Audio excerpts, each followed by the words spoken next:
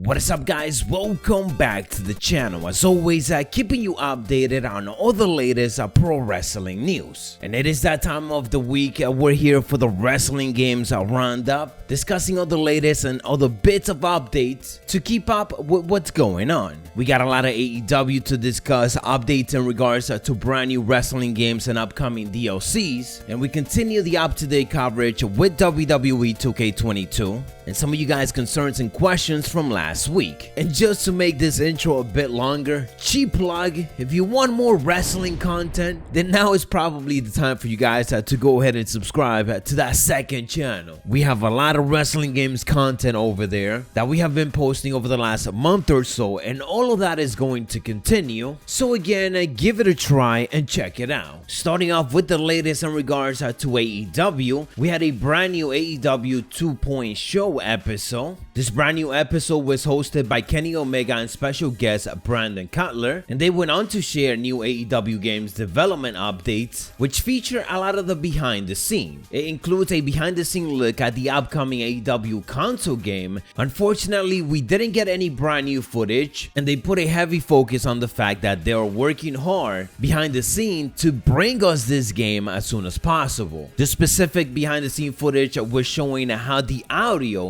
and the sounds of the game are being captured. So we got to see some of the superstars taking a lot of bumps in different parts of the ring and doing different moves also in different parts of the ring so that they could capture different type of audios. As Cody Rhodes indicated, there's thousands of different audios just from moves that we are going to be able to experience. They also capture audio for a lot of the weapons, and there was a couple of candlesticks flying around. This was pretty cool to see, and it is something that I've been enjoying from AEW on these monthly or bi-monthly behind the scenes look at what they're doing. Usually we do get some motion capture pictures and stuff like that, and I like that AEW is going that extra level by actually showing us how they captured the sound. I would like to add that as we ended up learning on one of the BTE episodes, they are already scanning superstars with full-on attire and so on, so things are really picking up. We're not just in the initial stages anymore, it feels like things are coming together. On this AEW 2.0 show, we also ended up getting additional footage and details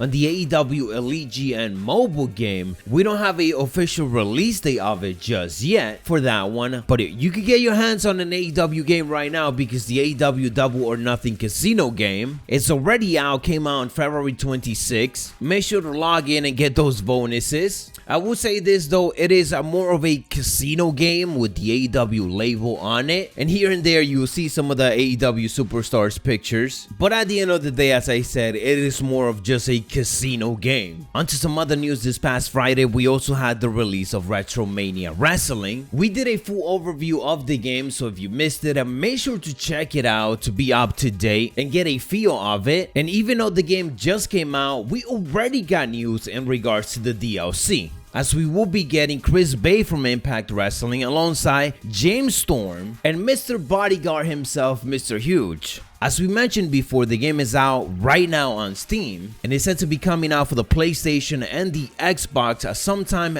this week or next week, as they're still waiting on the certification for it. So I will of course keep you guys updated. Now we're not done there just yet, because if you have been playing this game, then you probably know that this is a very difficult game, just like a lot of the retro games. And one of the big questions has been, how exactly do you perform the finishers of all of these superstars that are in it? Well, good thing that Retromania ended up releasing a quick video showing how to perform all of the finishers. So if you got any favorite superstar and you've been wondering how exactly to do that power driver or Starship Pain, then there it is, and now we know. Just pause or slow down on what you guys are seeing right now and take notes on how to get it done. Quick update in regards to Virtual Basement. They've been teasing some good stuff and some good addition into the roster over on Twitter. The last bit of tease that they gave us was for Ultimo Dragon. They haven't confirmed it just yet, but it looks like they're working on it. And just before that, we got some big confirmation of Simon Miller joining the roster, as well as Tajiri, and even managed to get Scott Steiner. They are of course joining a massive roster for this game, which I'll certainly continue continue to keep you guys updated. On to the latest discussion in regards to WWE 2K22.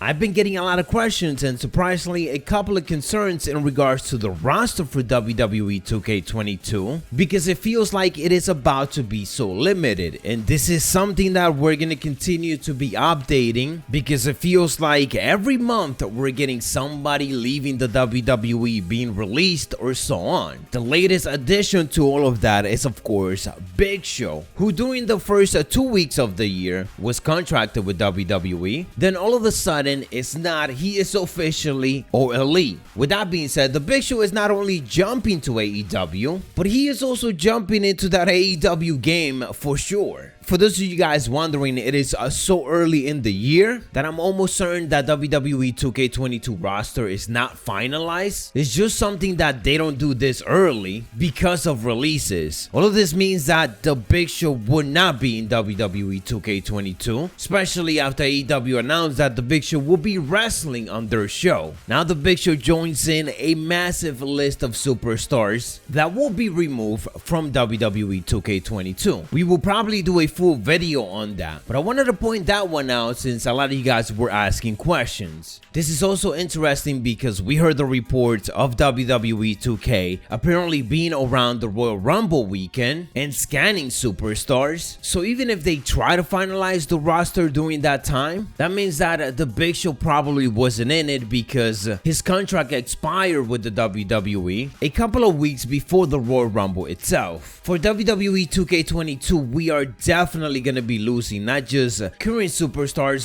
but also a lot of the legends that WWE have let go over the last couple of months. Now, looking at the comments from last week at Wrestling Games Roundup, a lot of you guys are asking for the release day of the game. Well, obviously, we don't know the release day of 2K22, but it's kind of obvious to assume that it is either going to be happening on October or more than likely on November, as that is when 2K likes to release those games. It is the most profitable for them as they are headed into the holidays, and I don't expect anything different from it this year. And I honestly don't mind it. The only thing that I am really hoping for is that at least they start showing things off a bit earlier and not wait 2 to 3 weeks before the release of the game to show us the first screenshot or the first glimpse of how the game looks. But anyways guys, that is all the bits and the latest that I got on this video. Hopefully we get even more updates within the following weeks. And to continue the discussion, let me know down in the comments below what is the one feature that you really want in WWE 2K22. But only one. If you had that choice of picking just one, what exactly would it be? Let me know down in the comments below.